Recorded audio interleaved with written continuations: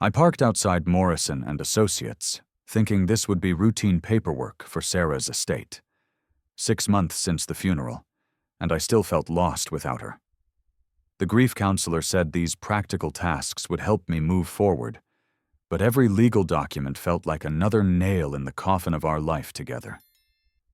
Marcus had been handling most of the details, which I appreciated since everything felt impossible those first few months.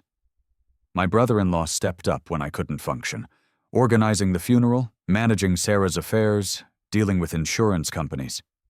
It felt natural to let him take charge. He'd always been the responsible one in their family, the successful older brother who handled crises with calm efficiency. Growing up, I'd always been the younger brother who followed Marcus's lead. He was 4 years older, confident where I was uncertain, successful where I struggled.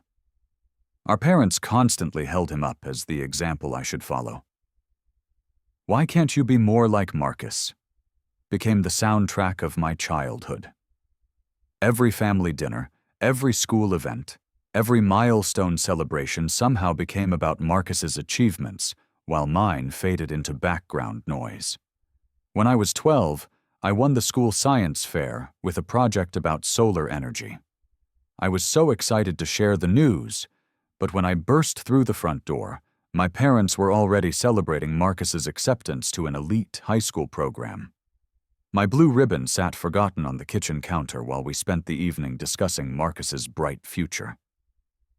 That night, I learned that being proud of myself wasn't enough if nobody else noticed. The pattern continued through high school, college, and into my adult life. Marcus became a successful financial advisor with a corner office and expensive suits. I became a middle school teacher who loved working with kids but constantly felt inadequate at family gatherings. Marcus bought investment properties while I rented apartments. He drove luxury cars while I took public transportation. The comparison was always there, unspoken but constant. When I married Sarah, she was the first person who saw me as worthy of love without comparison to anyone else. She understood my insecurities about always being second best, always in someone's shadow. "You're not competing with Marcus," she'd tell me. "You're David, and David is exactly who I want." Her death left me vulnerable to slipping back into old patterns of dependency and self-doubt. The parking meter needed quarters, and I fumbled through my wallet when suddenly a man slammed his palm against my driver's window. His eyes were wild, desperate, darting around the street like he expected someone to grab him. The sound made me jump, my heart hammering against my ribs. "Don't trust your brother-in-law!" he shouted through the glass, his voice muffled but urgent.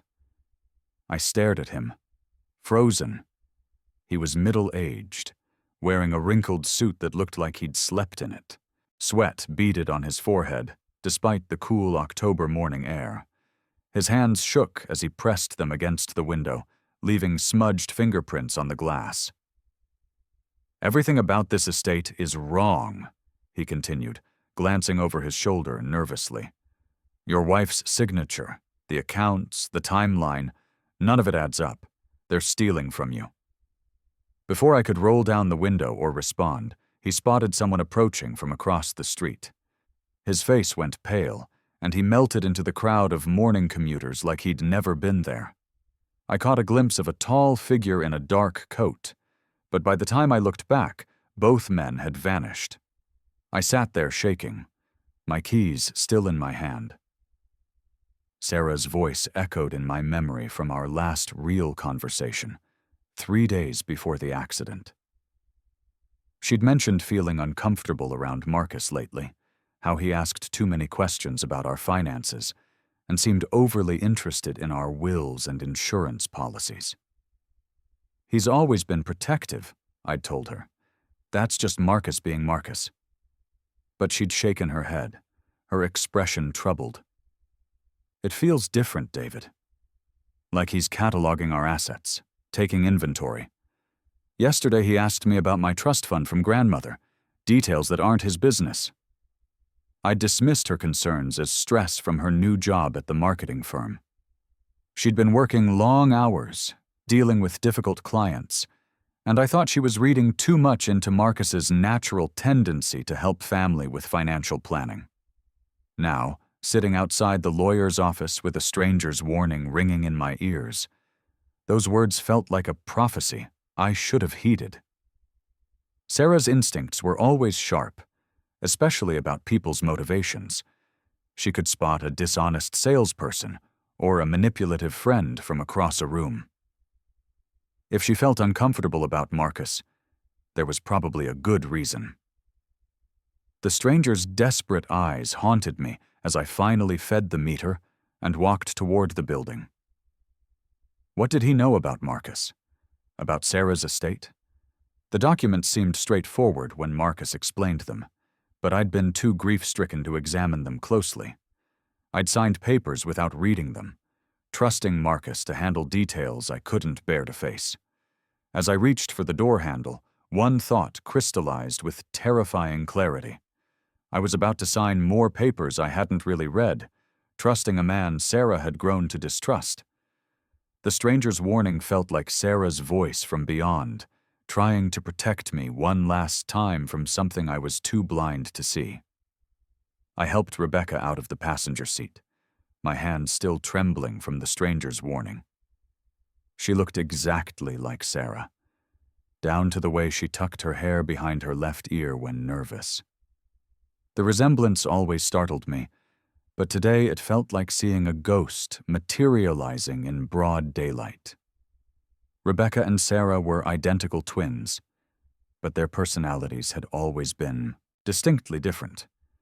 Sarah was outgoing, confident, the twin who spoke first and took charge of social situations. Rebecca was quieter, more observant, content to let Sarah take the spotlight while she analyzed people and situations from the background. After the funeral, Rebecca had been my main source of comfort, sharing memories of Sarah and helping me navigate the practical aspects of grief. "David, I need you to trust me today," she said, adjusting something under her blouse that looked suspiciously like a wire. "Everything that man just told you is true." Rebecca had called me 3 days ago, insisting she needed to accompany me to this meeting. Her voice carried an urgency I'd never heard before, a determination that made me agree despite my confusion. She'd always been the quieter twin, but something had fundamentally changed in her since the funeral. "For the past 4 months, I've been calling myself Sarah," she said quietly as we walked towards the building. "Infiltrating Marcus's circle, gathering evidence of his crimes." The words hit me like a physical blow, stealing my breath. "What are you talking about?"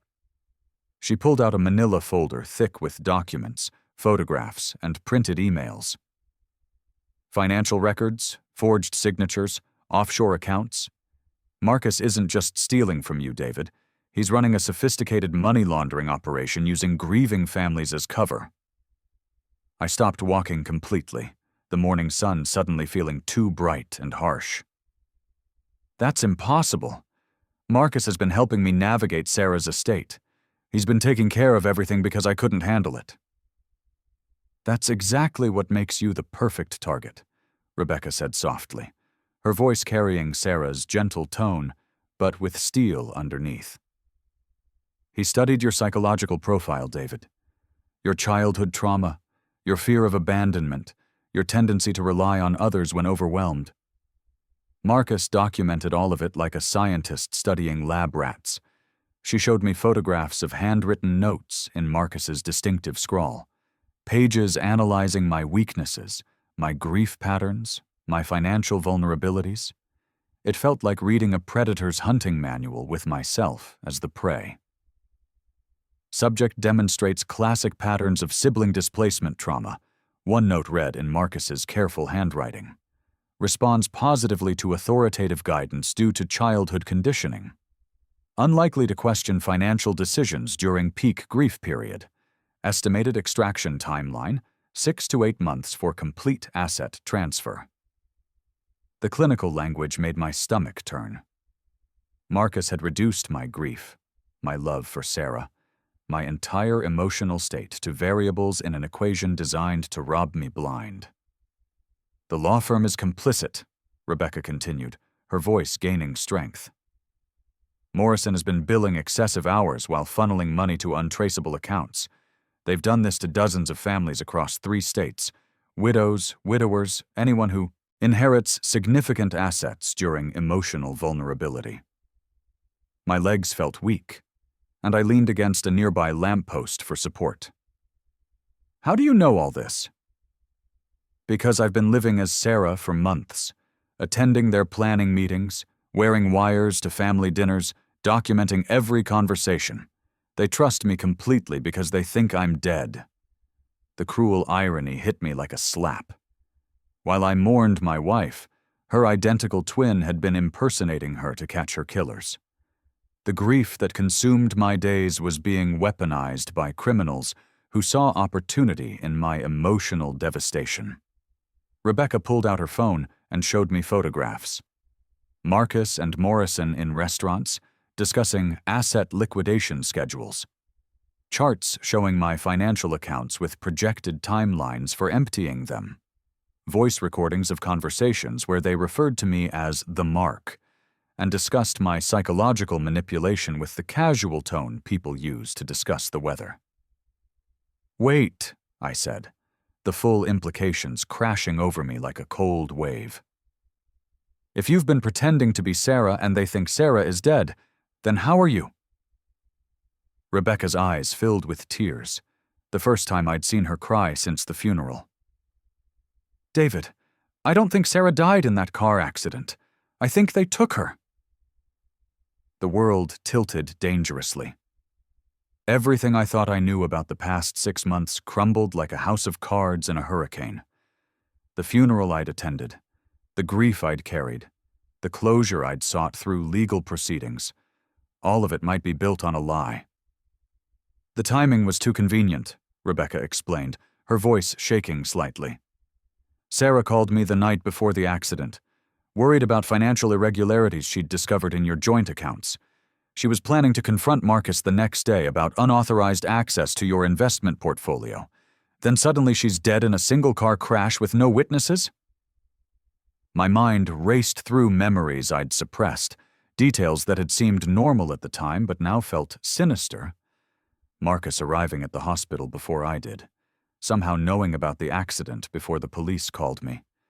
His handling of the body identification when I was too distraught to function. His insistence that cremation would provide closure faster than traditional burial. The closed casket service that prevented me from saying a proper goodbye. He controlled every aspect of the funeral, I whispered, pieces falling into place. The cremation, the memorial service, even the obituary. I was too grief-stricken to make decisions, so I let him handle everything. Rebecca nodded grimly. Classic manipulation. Create chaos and trauma, then position yourself as the solution. He needed you dependent on his help to execute the fraud. The folder in her hands contained months of investigation. Financial records showing money being moved through offshore accounts, forged documents with my signature authorizing, transfers I'd never approved, recordings of Marcus discussing my psychological state with the detached interest of a scientist studying a specimen. Today, we end this, Rebecca said, squeezing my hand with familiar warmth. But when we go inside, I'm Sarah. Can you handle that? I nodded, though seeing her face felt like my wife had returned from the dead to save me from a betrayal I never saw coming. The passive acceptance that had defined my grief was replaced by something harder and more determined. For the first time since childhood, I wasn't going to let Marcus control the narrative of my life.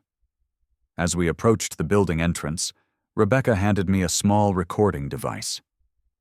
Keep this in your pocket. Whatever happens in there, we need evidence. Gerald Morrison's office reeked of leather and expensive cologne, the kind of aggressive masculinity that screams insecurity about actual competence. Law books lined the walls like trophies, perfectly arranged but showing no signs of actual use. His mahogany desk dominated the room like a throne, positioned to force clients to look up at him from lower chairs. The space was designed to intimidate clients into trusting their expertise without question. Diplomas and certificates covered one wall, along with photographs of Morrison with local politicians and business leaders. Everything calculated to project trustworthiness and success. But Rebecca had shown me the reality. Morrison's successful practice was built on exploiting families during their most vulnerable moments. He greeted Rebecca warmly, clearly believing she was Sarah. "Mrs. Matthews, so good to see you again," he said, shaking her hand with practiced charm that felt oily and false. "You look wonderful. Grief counseling must be helping tremendously. I watched Rebecca slip into Sarah's mannerisms perfectly. The slight head tilt when listening. The way she touched her necklace when thinking. Even Sarah's laugh when Morrison made a weak joke about legal fees being the only certain thing in life, besides death and taxes. The transformation was so complete it made my chest ache with recognition and loss. Morrison's office displayed his law degree from a mediocre school, bar admissions from 3 states, and a photograph of him receiving some minor legal award. Everything designed to impress grieving clients who weren't thinking clearly. But knowing what I now knew, the display felt like a predator's den, decorated with the bones of previous victims. Marcus arrived 15 minutes later, his confident smile faltering slightly when he saw me sitting beside Rebecca. He'd probably expected to handle this meeting alone, managing both me and the legal proceedings without interference. "David, I thought we agreed you'd let me handle the estate matters," he said, his tone carrying the same condescending patience he'd used when we were children. "These legal proceedings can be overwhelming for someone in your emotional state." His words triggered a flood of childhood memories I'd buried for decades. Family dinners where Marcus got to speak while I stayed silent, my opinions dismissed as childish or uninformed. Christmas mornings where his gifts were thoughtful expressions of his success, while mine were practical afterthoughts. School events where parents beamed at his achievements, while mine were acknowledged with polite nods before conversation shifted back to Marcus's latest accomplishment.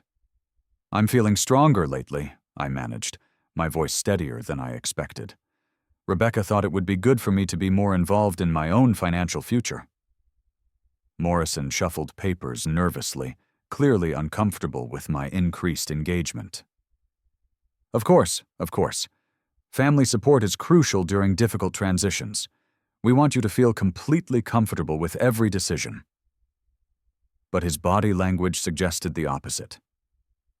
He kept glancing at Marcus, seeking guidance for how to handle my unexpected participation. They'd clearly planned this meeting without accounting for my active involvement. Rebecca played her role flawlessly, asking innocent questions that I now recognized as surgical strikes. "Gerald, could you remind me about those account transfers we discussed last month? The ones with the specific dates and routing numbers?" I watched Morrison and Marcus exchange quick glances, the kind of silent communication between conspirators who'd been caught off guard. Morrison pulled out files, clearly trying to cover their tracks in real time, but Rebecca had done her homework with FBI-level thoroughness. "The Cayman accounts," she continued casually, examining her fingernails with Sarah's characteristic gesture. "Are those the ones linked to the estate disbursements? I want to make sure David understands exactly where his inheritance is being held." Marcus's jaw tightened almost imperceptibly, a tell I remembered from childhood when he was caught in lies. "Sarah, we've discussed this multiple times. The offshore holdings are for comprehensive tax protection, very standard in estate planning for assets of this magnitude." "Of course," Rebecca smiled with Sarah's gentle expression, but I could see steel in her eyes. "I just want to be thorough. David deserves complete transparency about his financial future, especially given the complexity of the arrangements." She'd been recording conversations, photographing documents, and gathering testimonies from other victims' families for months. Every question revealed another layer of their scheme. Morrison kept reaching for his phone, probably wanting to call someone for guidance, but Rebecca's presence as Sarah made him hesitate. The office felt smaller as the meeting progressed, the walls seeming to close in as tension mounted. Morrison's confident demeanor cracked around the edges, sweat beginning to bead on his forehead despite the office's air conditioning. Marcus kept checking his expensive watch, clearly wanting to rush through the document signing before I asked too many questions. But Rebecca controlled the pace with surgical precision, asking follow-up questions that forced them to provide details they hadn't prepared to discuss. She knew exactly which documents were forged, which signatures were fake, which accounts contained stolen money. "David, you seem quiet today," Marcus observed, his tone carrying a subtle threat. "Are you having second thoughts about finalizing these transfers?" "We've worked very hard to structure these arrangements optimally." The question felt loaded, testing whether I suspected anything or still trusted his guidance blindly. In the past, his disappointed tone would have made me backtrack immediately, apologizing for questioning his expertise. "Just processing everything," I said carefully, meeting his eyes directly. "It's a lot to take in when you start examining the details closely." Rebecca leaned forward, her movement drawing both men's attention. "Speaking of details, Gerald, could you show David the signature verification process?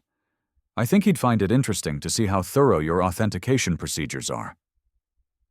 Morrison's face went pale, the color draining so quickly I thought he might faint. Authentication procedures that would reveal their forged documents.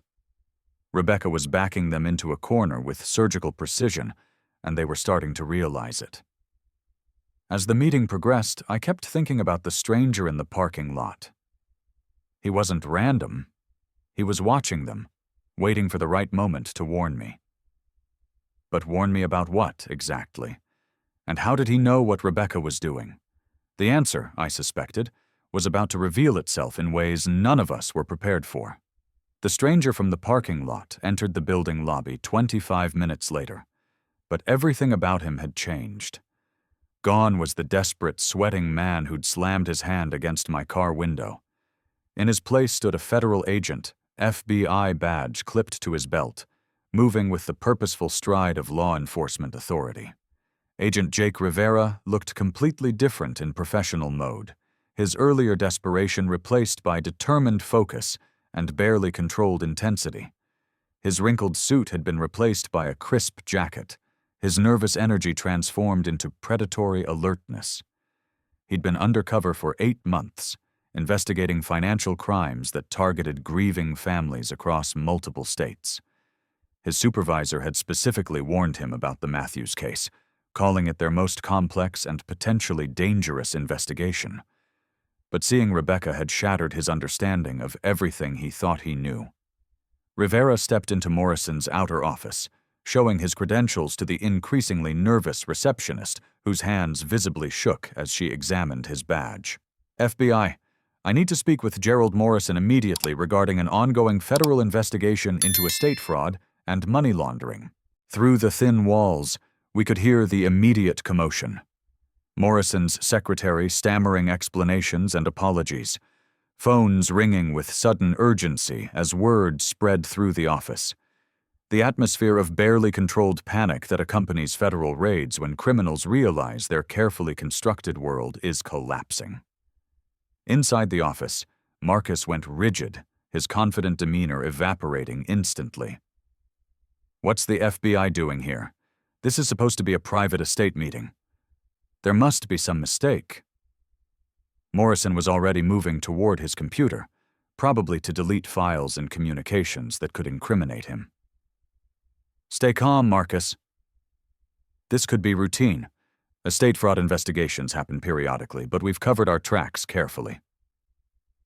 But Rivera's voice carried through the door as he spoke with his team via radio, words that hit the room like a bomb.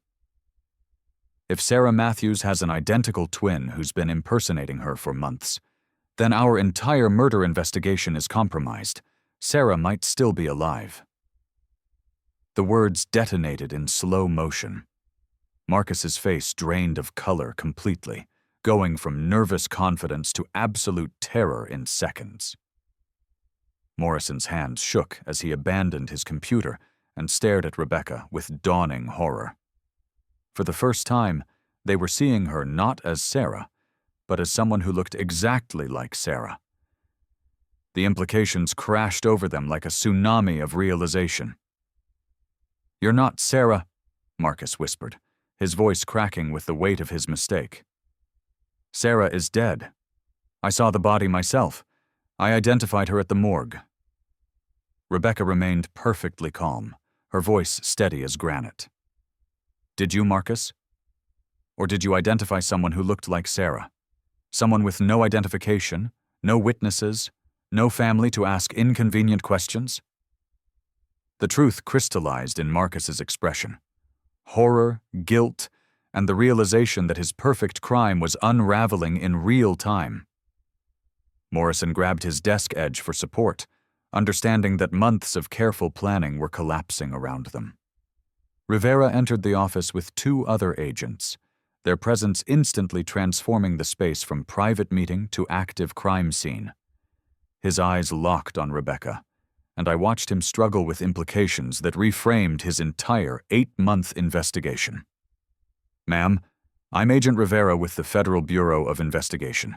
I need to ask you some very important questions about your identity and relationship to this case." "I'm Rebecca Chen, Sarah Matthews' identical twin sister," she said, removing the wire from under her blouse and placing it carefully on Morrison's desk. "And I've been gathering evidence of estate fraud and possible kidnapping for the past 4 months. Rivera's professional composure cracked visibly. 8 months of building a murder case, tracking down leads about Sarah's death, interviewing witnesses and suspects, following false trails and dead ends when she might be alive somewhere. The weight of his potential mistake was written across his face.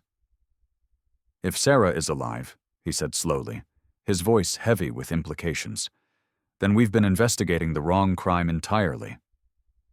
This isn't fraud and murder. It's kidnapping and ongoing imprisonment." Marcus suddenly stood up, his chair clattering backward against the wall with a sharp crash. "This is insane. Sarah died in a car accident 6 months ago. I handled the funeral arrangements personally. I've been helping David cope with his devastating loss." "Where is she, Marcus?" Rivera demanded, his voice carrying the full authority of federal law enforcement. "Where is Sarah Matthews?" But Marcus just stared at Rebecca like he was seeing a ghost materializing in front of him, his carefully constructed lies crumbling under the weight of federal scrutiny. The perfect crime was becoming a perfect nightmare as reality crashed down around their elaborate deception. The recording device in my pocket captured every word as the truth finally began to surface. Over the next week, Rebecca and I worked with Rivera's team to construct an airtight federal case that would expose the full scope of their criminal enterprise. The FBI had resources, technology, and legal authority, but the investigation hinged entirely on Rebecca's months of dangerous undercover evidence gathering. She'd infiltrated their network so completely that Morrison treated her as a trusted accomplice in their criminal enterprise. Recorded conversations revealed the staggering scope of their operation. They'd been targeting wealthy widows and widowers across 3 states, using grief as their primary weapon and legal complexity as their impenetrable shield. "The pattern is always identical," Rebecca explained, as we reviewed files in Rivera's temporary command center set up in a downtown hotel. "They befriend the grieving spouse during the most vulnerable period, offer to handle overwhelming paperwork, then systematically drain accounts while forging documents to cover the theft. The evidence spread across multiple tables was absolutely staggering. Forged signatures on estate documents, fake death certificates, offshore banking records showing millions in stolen assets, and detailed psychological profiles of their targets that read like predator manuals written by clinical psychologists. But the most chilling discovery came from Marcus's personal files. a comprehensive psychological analysis of my childhood trauma and step-by-step instructions for exploiting my fear of abandonment. Subject suffered severe emotional neglect as younger sibling. One clinical note read in Marcus's careful handwriting. Consistently overshadowed by older brother throughout developmental years. Seeks approval from authority figures due to conditioning. Highly likely to defer to confident personalities during crisis periods. Recommended manipulation timeline, 6 to 8 months for complete asset extraction. They'd studied my weaknesses like a team of predators studying prey, mapping every emotional vulnerability with scientific precision. Every kindness Marcus showed after Sarah's death was calculated manipulation, designed to make me psychologically dependent on his help while he systematically robbed me blind. Rivera's team had expanded the investigation exponentially, following Marcus's financial trail to storage facilities, rural properties, offshore medical accounts, and shell companies spanning multiple jurisdictions. The possibility that Sarah was alive transformed everything from fraud investigation to potential kidnapping rescue mission. These regular payments to remote medical facilities concern me most, Rivera said, pointing to bank records spread across multiple tables. Monthly charges for sedatives, medical monitoring equipment, and payments to a clinic in Montana that doesn't appear to exist in any official medical licensing database. Rebecca had attended their planning meetings, where they discussed expanding operations to target families in California and Texas. She'd worn sophisticated recording devices to family gatherings, photographed private documents during social visits, and even recorded Marcus discussing asset disposal and witness management in terms that made my blood run cold. He talks about people like their inventory to be managed efficiently, she said quietly, her voice carrying months of suppressed anger. Assets to be liquidated, problems to be eliminated, witnesses to be neutralized or permanently relocated. The FBI teams obtained comprehensive search warrants for properties linked to Marcus and Morrison through their extensive financial records. Local jurisdictions coordinated simultaneous raids across 3 states, seizing computers, financial records, and evidence of crimes spanning multiple decades. But the clock was ticking with increasing urgency. If Sarah was alive and being held somewhere against her will, every day increased the danger exponentially.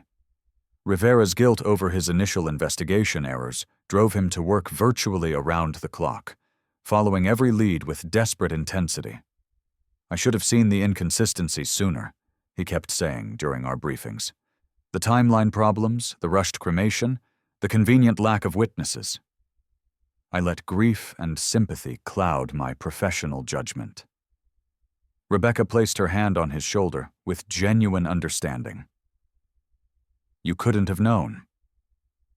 They're seasoned professionals at exploiting tragedy and manipulating the system.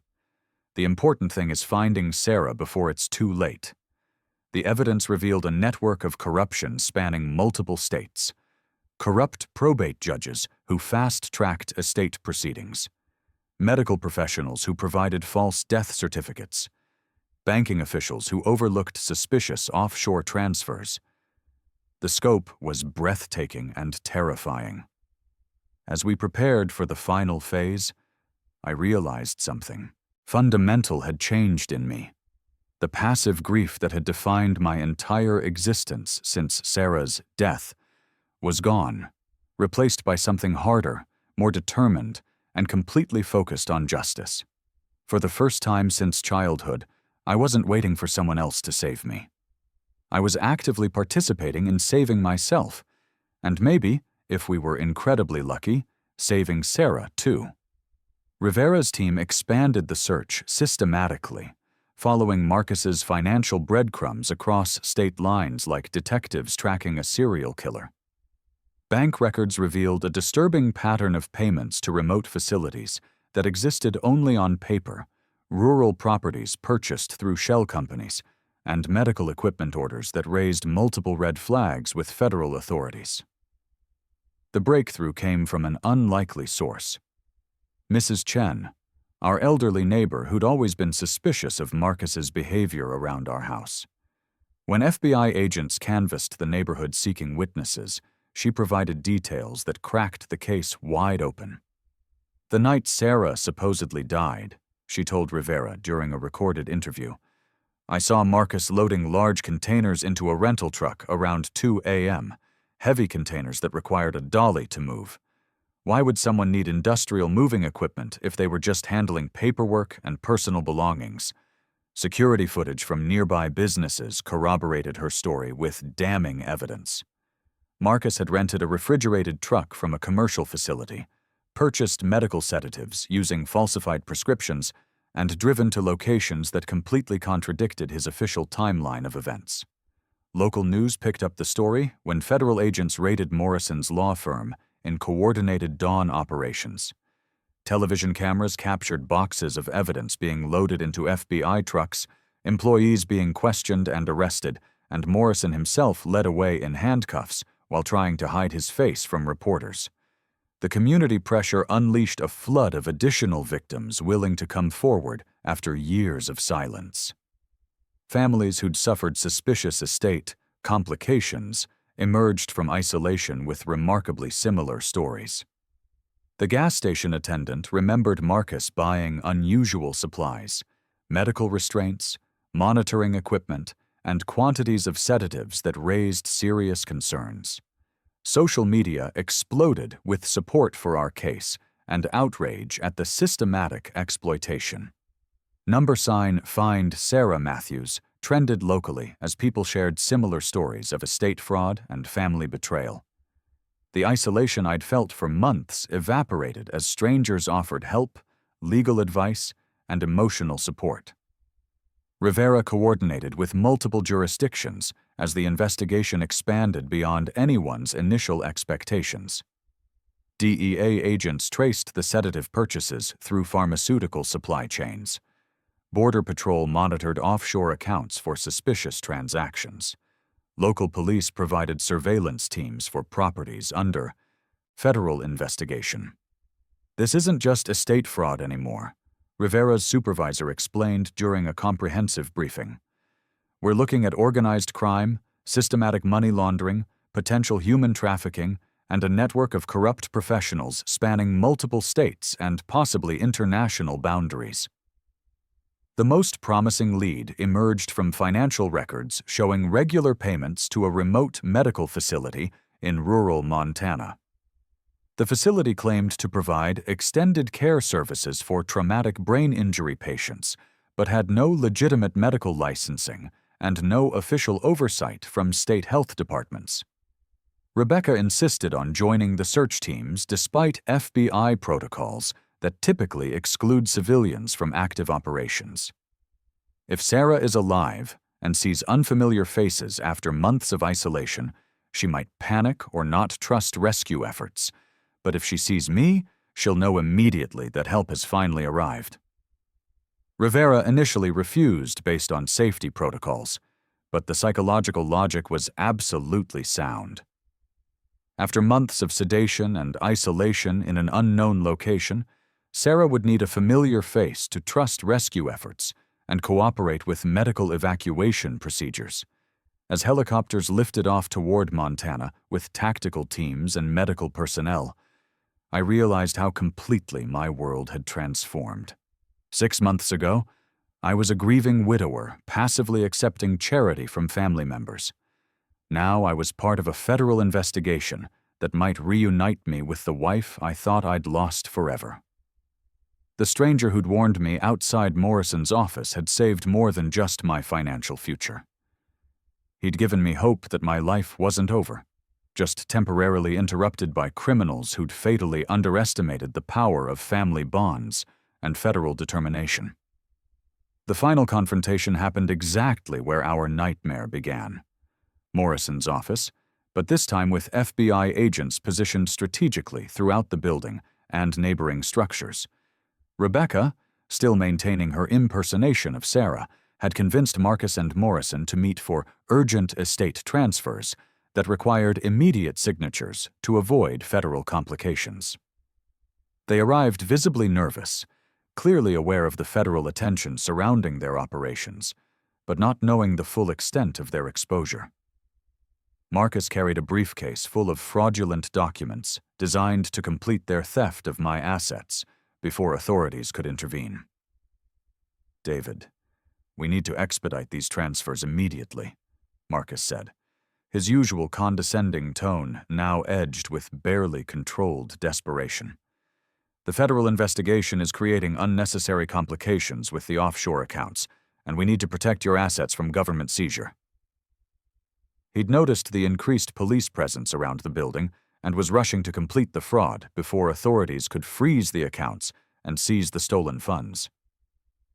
I looked at the Athos papers he spread across Morrison's mahogany desk, recognizing my forged signature from Rebecca's extensive evidence collection. The documents were sophisticated forgeries, but I now knew exactly what to look for. "These documents transfer everything to accounts I've never seen before," I said calmly, my voice steady despite my racing heart. "Accounts in countries I've never visited, banks I've never heard of." Marcus's confident mask slipped noticeably. "The Cayman holdings are for comprehensive tax protection, David. We've explained this legal strategy multiple times over the past several months. Including properties that were never mine to give," I continued, maintaining direct eye contact. "Like Sarah's trust fund that was supposed to be completely untouchable under any circumstances." Morrison tried to interject with complex legal jargon designed to confuse and intimidate, but I held up my hand firmly. The passive, grieving widower they'd been systematically manipulating was gone forever. "Rebecca, show them what we found." She pulled out a tablet loaded with months of incriminating evidence, photographs of forged documents, audio recordings of their private planning meetings, comprehensive bank statements showing the complete money trail, and sworn testimonies from other victims across multiple states. Marcus's face transformed from confusion to absolute horror as he realized their Sarah had been documenting their crimes with FBI-level precision for months. "You're not Sarah," he whispered, his voice breaking with realization. "Sarah is dead. I saw her body with my own eyes." "Is she, Marcus?" Rebecca asked quietly, her voice carrying Sarah's gentle tone but with steel underneath. "Or is she sedated in a medical facility in Montana while you systematically drain her accounts?" That's when Rivera entered with his federal arrest team, weapons drawn and badges clearly visible. "FBI, nobody moves. Keep your hands where we can see them at all times." The look on Marcus's face, when he understood the complete scope of their carefully orchestrated trap, was pure terror. Months of meticulous planning, years of successful crimes, decades of careful relationship building, all crumbling because they'd underestimated a grieving brother-in-law and his sister-in-law's identical twin. Morrison started reaching desperately for his computer, probably to delete incriminating files and communications, but federal agents stopped him immediately. "Where is Sarah Matthews?" Rivera demanded, his voice carrying months of frustration and professional guilt. Marcus broke down completely under the pressure, his carefully maintained composure shattering. "She's alive, but it wasn't supposed to happen this way. The accident was real, but she survived. We couldn't let her wake up and remember what she'd overheard about our operations." The confession spilled out in desperate fragments. Sarah had discovered their scheme weeks before the accident. She'd been gathering evidence independently, planning to expose them to federal authorities. The car crash that was supposed to kill her had only left her unconscious, so they'd transported her to a remote facility and kept her continuously sedated while they proceeded with their fraud. "She's in Montana," Marcus sobbed, his composure completely shattered. "A private medical facility outside Billings. She's alive, but she's been unconscious for months. We were going to let her wake up eventually, after we'd finished cleaning out all the accounts and disappearing."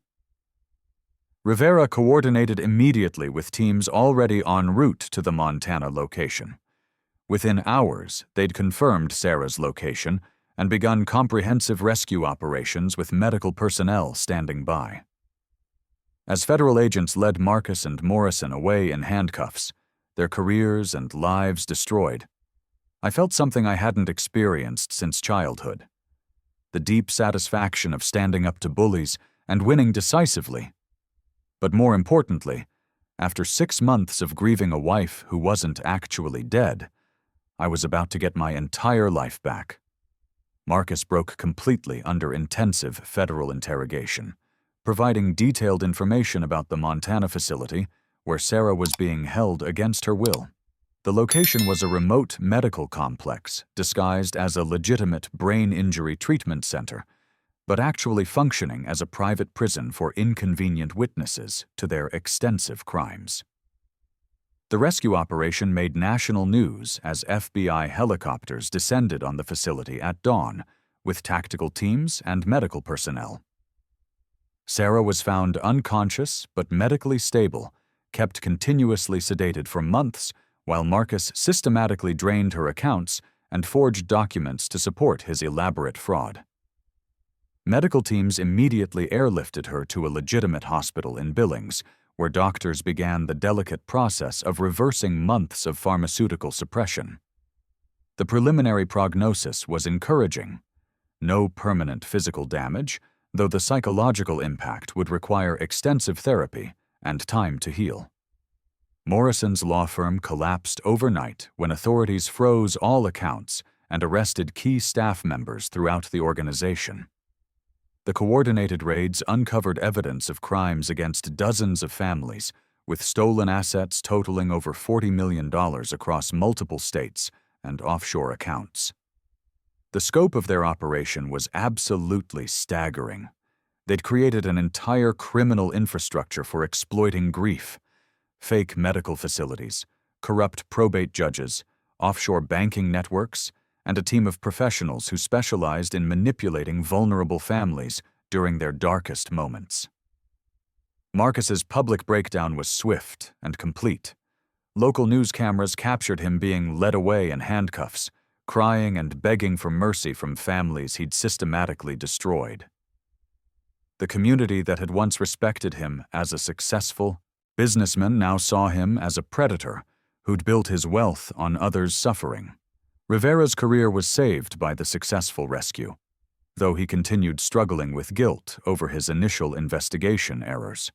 "I should have trusted my instincts about the timeline inconsistencies," he told me later. "Sarah could have been saved months earlier if I'd been more thorough." Rebecca finally removed the wire she'd worn for months and returned Sarah's wedding ring, which she'd kept as a constant reminder of her mission. The relief on her face was visible as she prepared to see her sister again after months of living as her ghost. Other victims emerged from the shadows, sharing stories of similar losses and exploitation. Support groups formed organically as families realized they weren't alone in their victimization. The criminal network that had seemed untouchable crumbled as evidence mounted from multiple jurisdictions.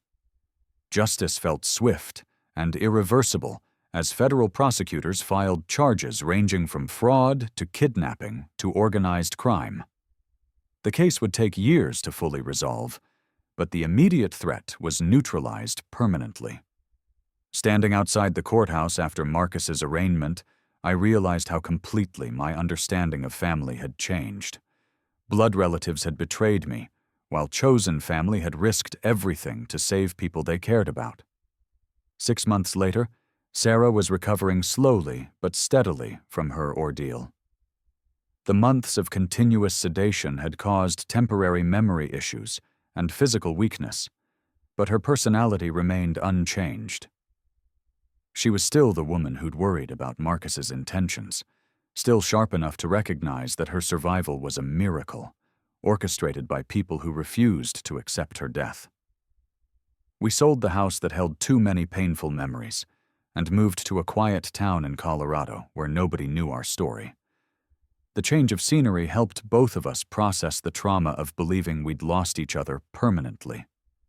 Rebecca visited every few weeks, and our relationship had deepened beyond typical in-law connections. She'd literally lived as Sarah for months, understanding our marriage in ways that strengthened our family bonds permanently. The twins' relationship, always close, now carried the weight of shared survival.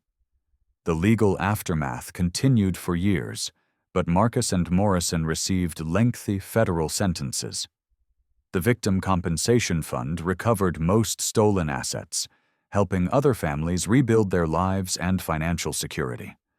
Some couples survived the ordeal stronger, while others couldn't overcome the betrayal trauma. I started volunteering with grief counseling groups, helping people recognize financial predators who target vulnerable moments.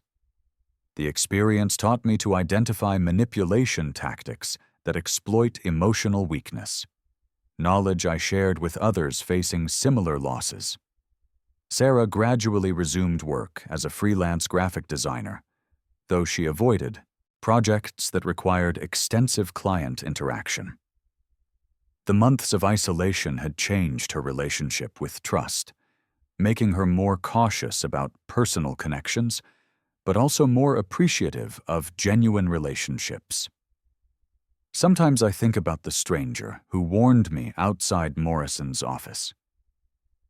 Agent Rivera had been watching their operation for months, waiting for the right moment to prevent the final theft.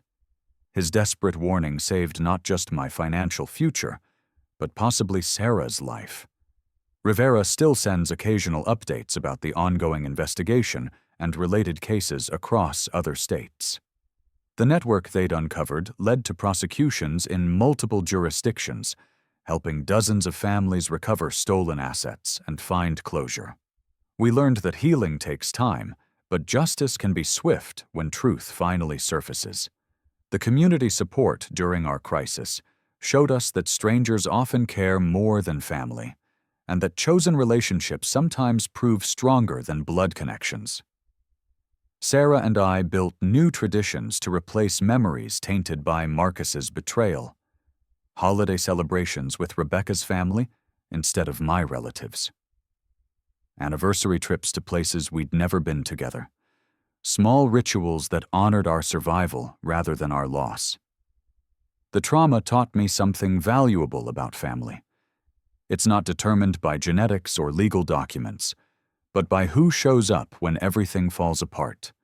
Rebecca proved that by risking months of her life to save ours. The community proved it by supporting us through crisis. Even Rivera proved it by refusing to accept easy answers when deeper investigation was needed. We learned that peace is more valuable than revenge, though justice remains essential for closure. Love, we discovered, is stronger than betrayal, but only when people choose to fight for it, rather than simply endure whatever comes.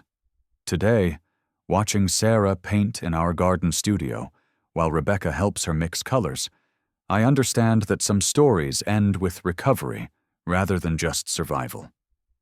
Sometimes the people who seem lost forever are just temporarily hidden, waiting for someone who loves them enough to keep searching. Peace, I've learned, is better than family who would sell you out, and love is worth fighting for, even when the fight seems impossible.